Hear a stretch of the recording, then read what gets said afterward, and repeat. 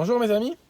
Vous savez, je m'étais promis de ne pas réagir à l'actu, de ne pas faire des vidéos en collant à l'actu parce que souvent ça n'a pas beaucoup de sens, en particulier ces actus violentes qui semblent devenir la norme dans notre monde. Alors, hier, il y a eu un attentat en Nouvelle-Zélande. Alors, c'est un pays très particulier, je n'ai jamais été attiré par ce pays. Rien que le nom, ça fait un petit peu dépression. Et il semblerait que il y a énormément de tueries dans ce pays. Je regardais tout à l'heure des tueries comme ça avec des gens armés qui tirent sur n'importe qui. C'est vrai que la Nouvelle-Zélande n'est pas à son premier événement de la sorte. Toujours est-il que cette fois-ci, l'attentat en question s'est passé dans une mosquée et il a causé, selon un dernier bilan, 59 morts. Et c'est vrai que c'est quelque chose de très déplorable. Et moi qui n'ai jamais été attiré par la Nouvelle-Zélande, c'est vrai que c'est pas une nouvelle qui va me rendre le pays plus sympathique. C'est clair. Des gens qui se baladent comme ça ou des armes de guerre, prêts à faire des cartons. Mais ce qui m'étonne un peu, c'est la réaction. Je vais vous dire un truc. Vous savez, au plus haut de l'époque ISIS, à l'époque où le terroriste d'ISIS ou l'État islamique étaient considérés comme des rebelles modérés et étaient encensés par le tout Paris, vous savez que à cette époque-là, j'étais souvent, je suis toujours, invité par des amis chiites dans leur mosquée quand il y a des fois des dates un peu particulières liées à la religion chiite. Ils organisent des choses. Des fois, j'ai été. Et parfois, je peux vous assurer que j'ai été la peur au ventre. Parce que j'avais peur d'un attentat. Je peux vous dire que je rentrais dans les locaux et j'avais déjà mentalement préparé ma sortie. Vous savez, je sais pas pour vous, mais moi j'aime bien pouvoir m'en sortir de la merde plus vite que j'en suis rentré, quoi. Donc j'ai toujours comme ça un plan de secours. Et les attentats contre les mosquées chiites, je veux dire, sont très courants. Et je n'ai pas vu, à ces occasions-là, je n'ai pas vu de réaction de la part des médias ou de la part même des musulmans en général. D'accord. Alors que celle-ci, soudainement, il y a une cristallisation dessus. D'accord. Les mosquées chiites sont attaquées. Il y en a eu un l'année dernière en Afghanistan. Le plus gros là de mémoire récente, c'était en mars 2015. C'était au Yémen. Il a fait 145 morts, 350 blessés. D'accord. Je suis sûr que plein de gens qui m'écoutent n'en ont jamais entendu parler. D'accord. Et à cette époque-là, je n'ai reçu aucun message de gens me disant Aldocéron fait une vidéo, parle de ça. Vous voyez ce que je veux dire? Et pourquoi ces attentats dans des mosquées chiites? Tout simplement parce que c'est des mosquées dans lesquelles les noms des hommes de pouvoir arabes, les noms des anciens dictateurs, des anciens califes, des anciens tyrans ne sont pas vénérés, c'est tout. D'accord. Juste ça. Juste ça, et t'as des gens. Parce que moi, vous savez, j'ai grandi dans un monde où quand on parlait des anciens tyrans, il fallait les bénir, comme des gueux de l'époque moderne. Et donc, moi je vois ces chiites qui font la fête le jour de la mort d'un roi saoudien qui distribue des bonbons aux enfants, ou bien quand ils parlent d'anciens califes, ils les maudissent. Vous savez, moi ça me caresse dans le sens du poil. Il y a toujours, je pense dans chaque révolutionnaire, il y a un chiite qui se cache, quoi. C'est clair. Mais lorsque ces mosquées ont été attaquées, pour ce simple fait qu'elles ne vénèrent pas les anciens hommes de pouvoir, personne n'a réagi. Alors, je vais vous dire un truc, c'est très simple. Vous pouvez comparer ce qui se passe en Israël et ce qui se passe au Yémen, par exemple. Vous avez 3 morts en Israël, d'accord. Vous avez donc 3 Palestiniens, d'accord, qui tombent sous les balles de Tsahal. Vous avez de l'autre côté 50 Yéménites qui meurent sous des bombardements saoudiens. Vous allez entendre parler de quoi? Vous allez voir tout de suite le 2 poids, 2 mesures. Vous allez plus entendre parler du cas israélien-palestinien. Pourquoi? Là où il y a un 2 poids, 2 mesures sur la réaction, il faut immédiatement vous attendre à une récupération idéologique. C'est le signe, c'est la marque, c'est un marqueur très puissant.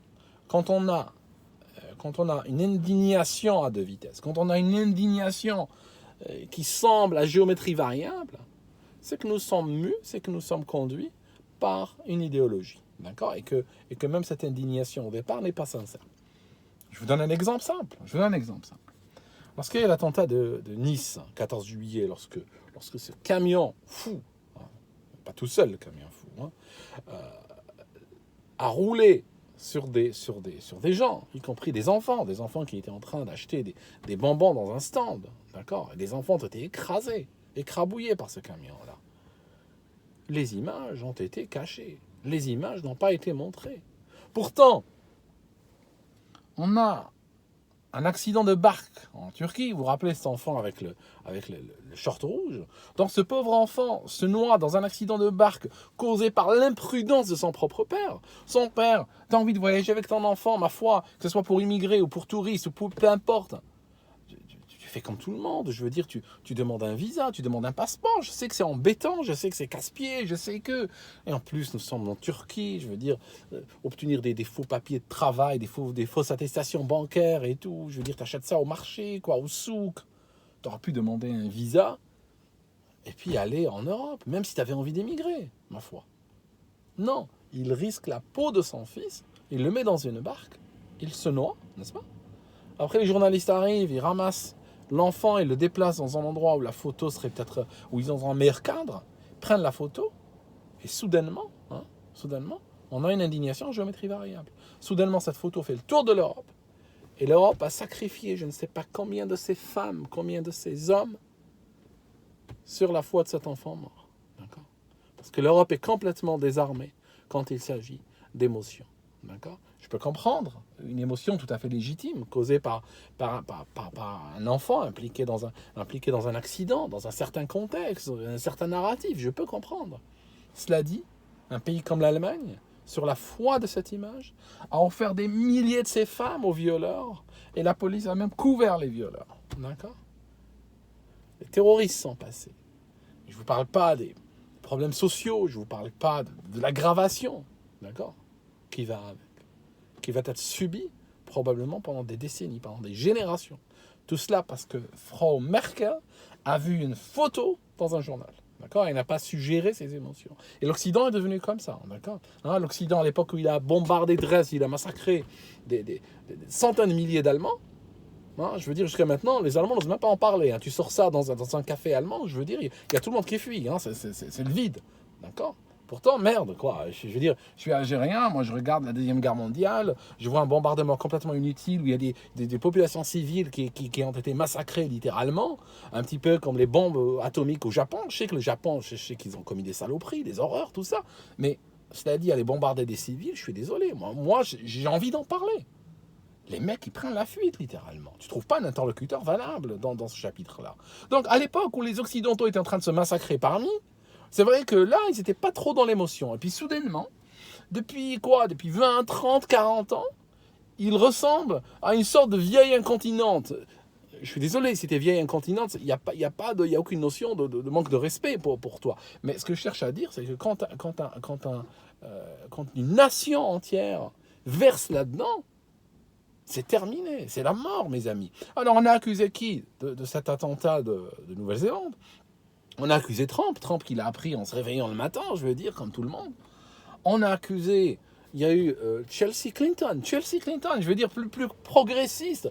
J'aime pas les Clinton, ok, vous me connaissez, mais Chelsea Clinton, je veux dire, ils ont été l'attaquer, elle a été prise à partie. Pour ça, on lui a dit que c'est de sa faute. En France, Camus, Monsieur Renaud Camus, parce qu'il a sorti... C'est pas qu'il a sorti la théorie du grand remplacement, ça serait faux de dire ça, il a constaté le grand remplacement, c'est un phénomène, c'est comme dire la Révolution française, je veux dire, lui il l'a constaté, d'accord? Il est aujourd'hui sous les projecteurs, il est attaqué, d'accord? Donc, on va avoir quoi avec ça? Aujourd'hui, nous sommes dans une époque, on va dire, de glorification de la victimisation, vous savez, parce que nous assistons au retour de la religion. Je ne parle pas que d'islam. Je parle vraiment de... Tu chasses la religion, elle revient au galop, même si elle n'a pas de nom, même si elle ne va pas s'appeler religion. Aujourd'hui, nous sommes dans le culte victimaire. Nous sommes dans la religion victimaire. Ça signifie que, par exemple, prenez cet acteur Jussie Smollett. Jussie Smollett, il a créé de A à Z. Il s'est écrit une lettre de menace. Après, il a payé des gars. Il leur a donné $7 000 pour qu'ils l'attaquent. Ils l'ont attaqué. Ils lui ont mis une corde au cou. Et quand la police est arrivée, elle a trouvé le gars avec sa corde au cou. Il a été aux urgences, à l'hôpital, avec sa corde au cou, il n'a pas voulu l'enlever. Je veux dire, vous voyez l'image, d'accord? Et il a été littéralement vénéré jusqu'à ce qu'on se rende compte qu'il avait tout inventé et qu'il risque la prison aujourd'hui. Mais pourquoi la victimisation, qu'elle se base sur des faits réels, ou bien sur des faits inventés, comme dans le cas de Julie Smollett, ou bien sur des faits, par exemple, comme cet enfant, c'est un fait réel, c'est un enfant qui est mort, mais il y a un narratif qui est changé autour de cet événement-là. C'est vrai que ça permet, dans un contexte absolument religieux, où la victimisation est une religion, ça permet de créer ce qu'on appelle un martyr. D'accord? Parce que on est là, on dit par exemple, dans le cas de Jussie Smollett, je digresse, mais je digresse pas, je suis exactement dans mon sujet. Jussie Smollett, les gars qui devaient l'attaquer devaient porter des casquettes MAGA, donc ces casquettes rouges que portent les supporters de Trump et que Trump lui-même porte. Donc ils devaient porter ces casquettes-là. Ils ont été en acheter, ils n'ont pas trouvé. Pourquoi ils n'ont pas trouvé? Parce qu'on est à Chicago. Chicago, 88% des gens votent contre Trump. Je veux dire, les pro-Trump se cachent. Vous ne trouverez pas un magasin qui oserait à Chicago, c'est une ville noire littéralement, on ne trouverait pas un magasin qui oserait vendre des casquettes MAGA à Chicago. Les mecs, ils ont été achetés, le manager du magasin, noir, leur a dit, mais on ne vend pas cet article, on ne tient pas cet article. Normalement, toute personne normalement constituée aurait arrêté le vaudeville à ce moment-là. Non, lui, il a décidé de continuer. Vous voyez ce que je veux dire? Ils ont décidé de continuer. Et donc, ça a merdé complètement. Et ce n'est pas le premier. Donc, toujours est-il qu'aujourd'hui, dans un cadre de victimisation, là, il faut un martyr. Il faut un martyr. Celui qui les a vus, lui, il les a vus. Hein, on en rêve depuis toujours, on fantasme sur la résistance, lui, il les a vus. On attend le blanc, le blanc aux yeux bleus, le suprémaciste blanc, on l'attend depuis toujours. Même à l'époque, rappelez-vous, les attentats de Toulouse, Mera, celui qui a tué même des enfants juifs, il a été décrit. Avant qu'on le trouve, il a été décrit comme étant un gars blond, aux yeux bleus. Et c'est pas le premier. Je veux dire, chaque fois qu'il y a le moindre accident, incident, explosion, quelque chose comme ça, on commence toujours par fantasmer sur le suprémaciste blanc. Cette fois-ci, ils l'ont, leur gars. Ils l'ont. Il est vrai, il est là, en chair, en os, et tout ça. Et le problème, c'est que comme nous sommes dans un contexte chargé idéologiquement, je veux dire, il ne sera plus possible de critiquer philosophiquement l'islam, il ne sera plus possible de parler ou de chercher à contrer l'évolution de l'islam dans l'espace public, de l'islam dans l'entreprise, le voile, les mutilations génitales, le voile pour les petites filles, l'immigration sauvage, le djihadisme, la radicalisation. Je veux dire, ce gars, blanc, suprémaciste que vous voulez, ce type-là, australien, il va littéralement peser sur le plan géopolitique aussi lourd que ISIS, Al-Qaïda, le GIA, Boko Haram, Abu Sayyaf, et tout ça. D'accord? Il y a tout ce monde-là, il y a lui. D'accord? Donc voilà, ça sur le plan idéologique, bien sûr. Donc, en tout cas, vous voyez, j'étais... Je sais pas. Je vais vous dire un truc. J'ai dit à quelqu'un ce matin, je vais vous le dire, voilà, je vais vous le dire. J'ai dit à quelqu'un ce matin, tu sais, je dis comme ça, hein, donc je vous répète, hein, je cite moi, hein, d'accord. J'ai dit, je commence à dégoûter des Occidentaux, voilà ce que j'ai dit. J'ai dit ça comme ça. Je dis, quand j'ai grandi dans un pays qui a été gangréné par l'islam, et en particulier l'islam politique, a été gangréné par ça. On a vomi ça, quoi. Jusqu'à ce que je suis parti, moi, de mon pays. Beaucoup sont partis dans des conditions rocambolesques. Et donc, ce qui est terrible, c'est que je vois mon pays aujourd'hui, que j'ai quitté, rejeter les islamistes et tout ça, enfin, hein, avec mollement, hein, bon. Et je vois aujourd'hui cet Occident en train littéralement de se coucher devant des officiers islamistes, devant des frères musulmans et tout ça. J'étais en train de me dire, est-ce que sur la fin de ma vie un jour, je ne vais pas finalement vivre exactement ce que j'ai laissé en Algérie? Ça signifie, est-ce que ma vieillesse ne ressemblera pas à mon enfance? D'accord? Vous voyez ce que je veux dire? Et vous savez ce que j'ai dit aujourd'hui à cette personne? J'ai dit quelque chose de grave. Je demande à Dieu de me pardonner d'avoir dit ça. J'ai dit qu'au pire des cas, j'ai dit, tu sais quoi? Je dis, moi je parle arabe, j'ai un nom arabe.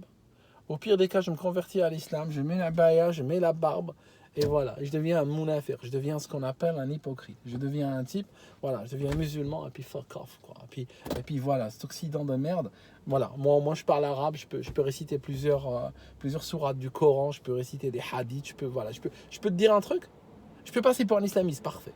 Je peux pratiquement en 24 heures, j'exagère, donne-moi une demi-heure d'avance, d'accord? Reste ici, je pars, je reviens, et je peux te dire, tu me prendrais vraiment pour un islamiste. Tu peux pas me faire distinguer d'un islamiste. D'accord? Je peux même te dire des trucs très, très durs sur sur les femmes. Là, j'ai pas besoin de me forcer. Hein. Là, c'est vrai que parfois, ça vient un peu du cœur, certaines choses. Hein.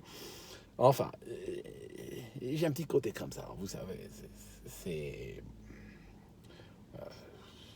ça, c'est une autre histoire. Hein. Si je commence, pas tout est déballé aussi sec comme ça, mais ça n'a rien à voir avec la religion, ça n'a rien à voir avec ma culture d'origine, ça n'a rien à voir avec tout ça. C'est juste, c'est comme ça. Quoi. C'est vrai que, voilà. Quoi. Enfin, voilà ce que j'ai dit. Voilà, terrible. Hein. Enfin, je sais pas. Moi, je regarde et j'observe et je commente. Voilà, c'est tout. Ok. Je vous laisse, mes amis. Au sujet du Boeing 737, je vous en avais parlé il y a 2 jours. Vous vous rappelez de la vis sans fin dont je vous ai parlé? Je vous ai dit qu'il y a une vis sans fin, parce que j'avais vu cette vis sans fin dans les décombres d'un 737 qui s'était écrasé. Cette vis sans fin, elle est grosse comme ça, hein, comme le bras et tout, elle a un truc, c'est que quand l'avion se crache, elle reste intacte. Hein, tu vas pas la casser. Hein, c'est un truc gros comme, je veux dire, aussi solide qu'un rail. Hein. Et en fait, le boulant, hein, puisque c'est un boulant qui tourne dessus, hein, comme ça, ce boulant, il reste exactement là où il est. Hein. Le crash ne va pas le faire tourner. En fait, cette vis sans fin a été retrouvée dans le cas de l'avion éthiopien qui s'est écrasé. D'accord? Elle a été retrouvée, d'accord? Et elle a été retrouvée dans la position où elle était une seconde avant le crash. Et ils ont trouvé que le boulon, l'écrou, était en butée. D'accord? Et cette butée correspondait à une gouverne de profondeur qui était en piqué complète. D'accord? Donc voilà. Hein, ça ment pas. Hein. Donc, le trim s'était déroulé complètement grâce à ce système de sécurité, n'est-ce pas? Ou à cause de ce système de sécurité, s'est déroulé complètement et elle a foutu l'avion en piqué. Okay. Voilà. D'ailleurs, le Lion Air, hein, c'était pareil. Hein. Les Lion Air, par contre, ils ont lutté 12 minutes contre l'avion. Hein. 12 minutes avant le crash. Hein. Là, c'était relativement rapide avec l'Éthiopienne, mais avec le Lion Air, 12 minutes, ils ont galéré et puis ils ont fini au sol. Hein. C'est plus fort que toi, un trim. Hein. Je veux dire, quand ça part en butée, ça part en butée. Quoi. Mais bon, il y a quelques équipages qui ont trouvé la parade, dont celui du Lion Air la veille du crash. Lui avait trouvé la parade. Enfin. Je vous laisse, mes amis, et puis et je reviens une autre fois. Je suis en train de préparer une vidéo très intéressante sur le mythe ou le culte de la ville éternelle. C'est un truc très, très philosophique et tout ça. Enfin, je vous en parlerai une prochaine fois.